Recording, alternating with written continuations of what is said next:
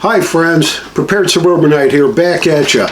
This is part 4 on this series of mine that's exploring the shit hits the fan threats. In a previous video, we talked about those personal disaster SHTF kind of scenarios that we can all face and what you can and should be doing to prepare yourself to survive those kinds of disasters on a personal basis. In this video, we're going to explore a little bit more in detail on the regional, national, and global levels of SHTF threats. So stick with us.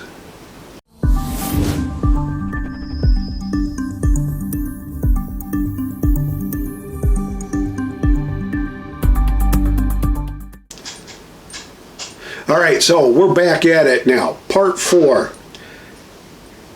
In a previous video, I went over some of the details about regional, national, and global SHTF threats and scenarios.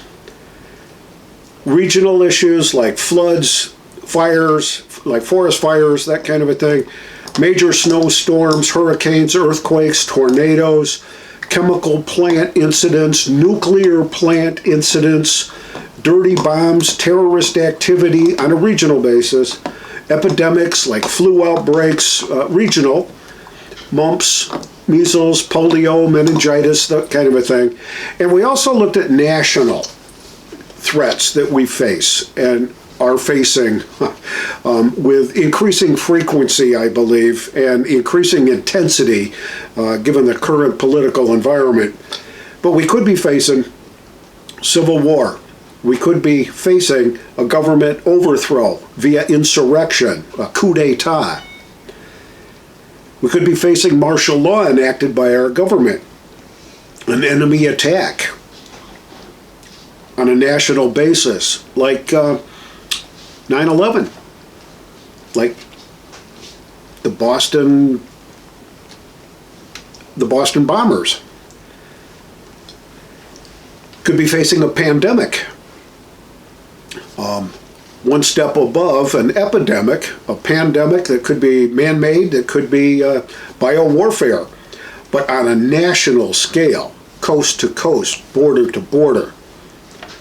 An economic crisis, inflation, deflation, a market collapse, stock market correction, or a stock market crash. We've been there, we've suffered through it, we know that it's real.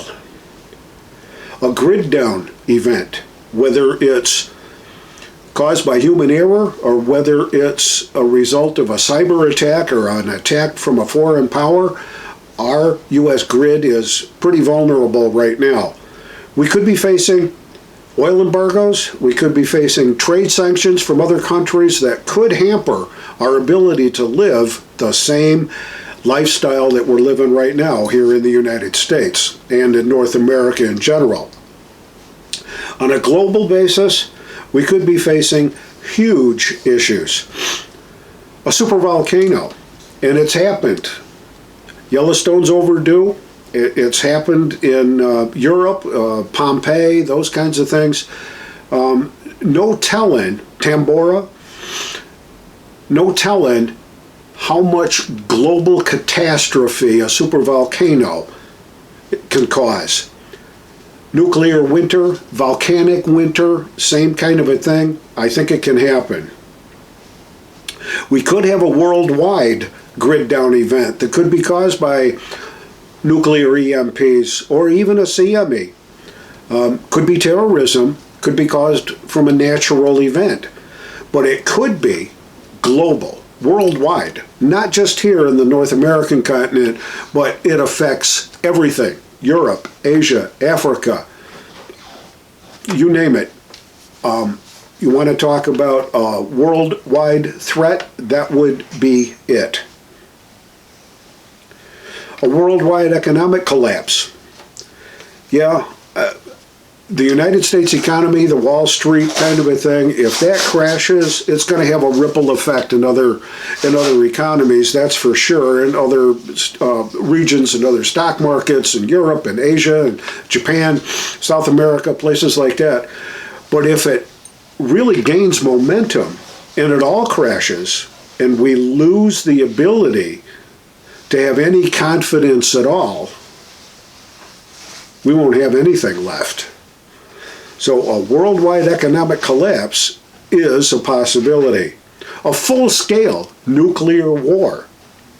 World War III. World War III with no nukes, even. That could be a calamity beyond imagination. A biological attack worldwide.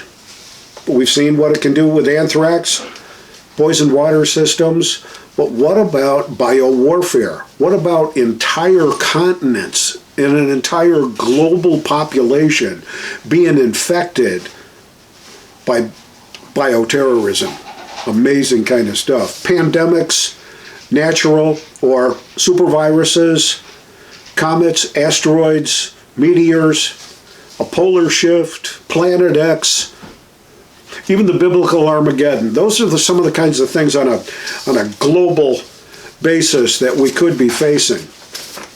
But here's some of the things I want you to try to keep into consideration. If you go back to video number 3, where I talked about how you need to be prepared for personal SHTF or personal disaster type situations, all those things that I mentioned, secondary income sources, being debt free, having 6 months worth of savings available to you and liquidity, making sure your insurances are there, you've got food stores, you've got water, you've got alternate sources of heating, you've got a replenishment plan going, you've got a solid network of assistance built around you. You got to have all those things. That's your foundation.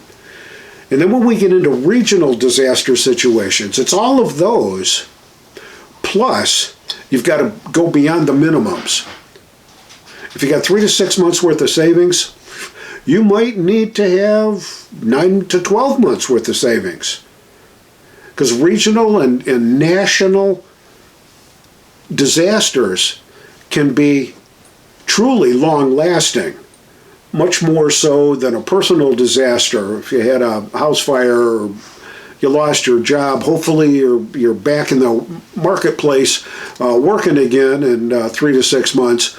But if we're talking about war, if we're talking about terrorism, you name it, it can last a lot longer than that. So you're going to want to up your minimums.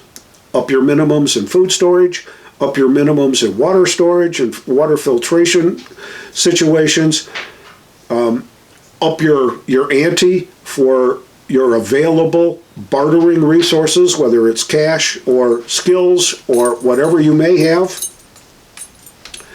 You want to make sure that you've got a communication plan, that you've got definitive plans for bugging in, defensive, security with your food, your water, your hygiene, medications, definitive plans for bugging out if you have to bug out because there's been a nuclear disaster, a nuclear strike, and you just can't stay where you're at. Do you have a place to go? A safe place to go? And if you don't, just being a roamer may not be the best thing. So you got to have a plan for bugging out. I'm not sure I've got all the right answers to all these, but it's certainly something to consider. Do you have a medical emergency plan? I spent my career in business. I think I took a first aid course 20 years ago. And I think I actually broke a couple of ribs on the Recessa Annie dummy that we were doing, trying to do CPR, that kind of a thing. I am terrible with that kind of stuff. Thankfully, my wife's a nurse. My 2 daughters are nurses. My granddaughter is training to be a nurse right now. So at least I've got access to some trained and qualified medical personnel. Do you? Do you have a doctor in your family? Do you have a nurse in your family? Do you have somebody that's a trained first responder, that's an expert in first aid and CPR and that kind of thing? And are they part of your group? Are they part of your network? Can you rely on them? What skills do you need to develop for yourself so that you can do a better job? Something I got to work on. When you get into a national kind of a situation where we're going to be facing, God knows what kind of a thing, World War III, I think your network has to go beyond just family, friends, and neighbors, folks at your church, that kind of a thing. You've got to have an alignment with freedom fighters, oath keepers, patriots, and the militia. They're there for you. You got to be there for them. So expand your network. Inventory your skill sets. What do you have to offer? Are they going to be a saleable commodity, your skills? Do you have medical training? Are you a carpenter? Are you an electrician? Are you a butcher? That kind of a thing. Can you market those skills to make that transition in alignment with others in a bigger, broader group an easier path? Something to truly consider. Do you have a plan for bartering for sustenance provisions? Cash probably isn't going to be worth a thing 6 months into a global, worldwide, shit hits the fan kind of a scenario. $20 bills, they're not going to be worth a thing. Silver and gold might. So do you have commodities that you have access to that you can use to trade for sustenance and survival supplies that you and your family are going to need? And it doesn't have to be gold and silver. I'd suggest that you start there, but it can be extra wheat, extra flour, extra rice, extra beans, cigarettes, liquor, you name it. You may be able to barter for real sustenance kind of a thing. Kelly, go away. Oh, Kelly, you goofy pop. You goofy pop. You goofy pop. Oh, you goofy pop. Okay.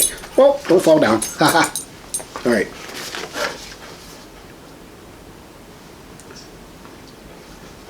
Do you have a plan for scavenging versus looting?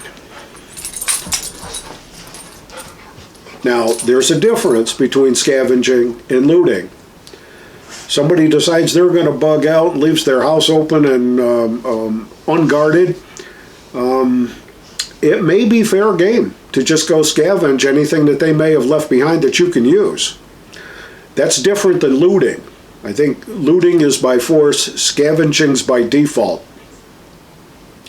Moral question that you have to answer for yourself, I do believe.